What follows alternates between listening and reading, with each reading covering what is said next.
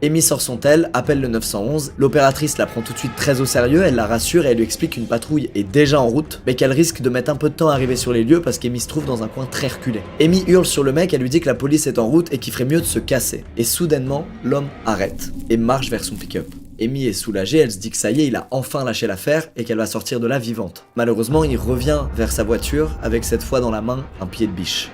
Il frappe la vitre, Amy a le réflexe de se pencher en avant et de se protéger la nuque, et elle entend au loin les voix de deux hommes demandant au mec de reculer de la voiture. Elle se relève et elle voit deux types approcher, dont l'un avec un fusil dans les mains pointé sur l'agresseur. Ces deux hommes, c'est pas des policiers, et d'ailleurs elle les reconnaît, puisque c'est des clients du camping qui étaient là depuis déjà quelques jours. Immédiatement, l'agresseur arrête de s'en prendre à Amy, et va être tenu en joue comme ça jusqu'à l'arrivée de la police. En arrivant, les policiers l'embarquent immédiatement à l'arrière du véhicule, Amy est saine et sauve, elle remercie les deux campeurs, sans qui il lui serait probablement arrivé un truc terrible, et puis quelques jours plus tard, elle est allée porter plainte et donner sa version des faits à la police. Apparemment, ce mec vivait complètement reclus depuis des années dans sa cabane au milieu des bois, comme il l'avait dit à Amy. La police a perquisitionné cette fameuse cabine pour voir s'ils pouvaient y trouver des trucs qui les intéresseraient, et ils ont trouvé une sorte de journal intime du mec. Dans ce journal, l'homme expliquait qu'il était extrêmement seul et qu'il cherchait une femme. Et puis le nom d'Amy s'est mis à apparaître sur chacune des pages du journal. La police a refusé de donner à Amy le détail de ce qu'il avait écrit sur ces pages, mais elle lui a dit qu'en gros il y était expliqué tout un plan pour la kidnapper. Heureusement, les flics l'ont chopé, ils ont des preuves du coup à charge contre lui, et donc avec un peu de chance il passera le restant de sa vie